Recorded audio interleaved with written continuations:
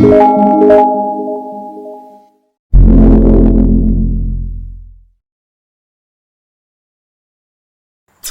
لیے آج کی انجیل مقدس متی کی انجیل، اس کا 18واں باب 15 سے 20 آیت تک۔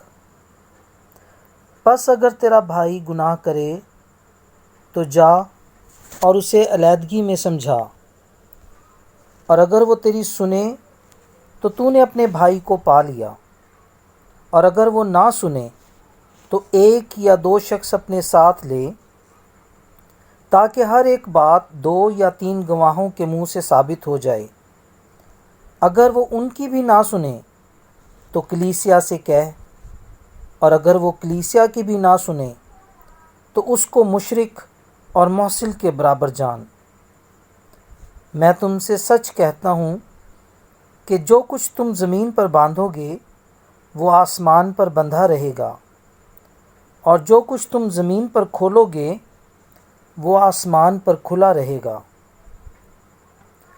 پھر میں تم سے کہتا ہوں، اگر تم میں سے 2 شخص زمین پر اتفاق کریں تو وہ جو کچھ مانگیں گے وہ میرے باپ سے جو آسمان پر ہے حاصل کریں گے، کیونکہ جہاں 2 یا 3 میرے نام پر فراہم ہوں وہاں میں ان کے درمیان ہوں۔ انجیل مقدس کے وسیلے سے ہم سب کی خطائیں معاف کی جائیں۔ اے مسیح تیری ستائش ہو۔ تمام سننے والوں کو بہت سلام۔ آج کی پاک انجیل پہ دھیان و گیان کے ساتھ سسٹر ٹامسن رحمت دکتران پالوس۔ بہت پیارے مومنین، پاک کلام میں یسوع ایک شفیق اور رحم دل باپ کی طرح ہمیں رشتوں کو محبت میں بندھے رہنے کا ہنر اور سلیقہ سکھاتا ہے۔ پس اگر تیرا بھائی گناہ کرے تو جا کر اسے علیحدگی میں سمجھا، یعنی جب ہمارا کوئی بھی بھائی یا بہن اپنی سیدھی راہ سے بھٹک جائے تو اس کا چرچا نہیں کرنا، ڈھنڈورا نہیں پیٹنا، بلکہ عزت اور احترام کے ساتھ علیحدگی میں اکیلے میں اس سے بات چیت کرنی ہے، تاکہ اسے پورا یقین ہو کہ ہم اس کی تنبیہ اور صلاح پیار کی وجہ سے کر رہے ہیں۔ اور پیارے مومنین، آج کے اس ماڈرن دور میں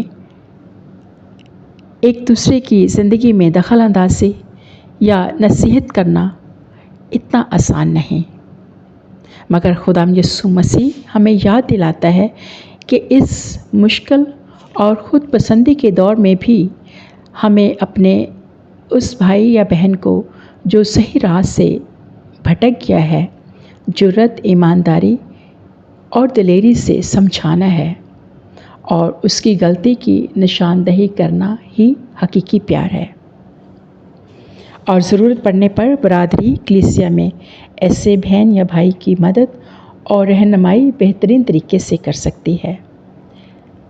مومنین چونکہ اکٹھ میں، میل جول میں خدا کی طاقت، برکت اور موجودگی ہے، اور وہ خود فرماتا ہے کہ اگر تم میں سے 2 اشخاص زمین پر اتفاق کریں تو وہ جو کچھ مانگیں گے وہ میرے باپ سے جو آسمان پر ہے حاصل کریں گے۔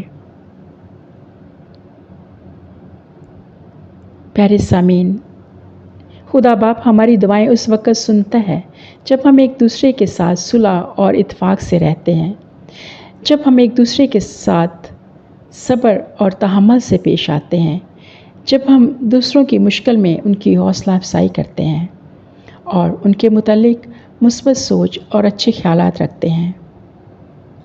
اس وقت خدا خود ہمارے درمیان ہمارا محافظ، ہمارا مددگار، ہمارے ساتھ رہتا ہے۔ آئے ہم خدا سے آج یہ فضل مانگیں کہ ہم ایک دوسرے کو احترام، احساس اور پیار سے سنیں اور قبول کریں، اور ایک دوسرے کے لیے اتحاد، محبت، صلح اور معافی کا وسیلہ بنیں۔ آمین۔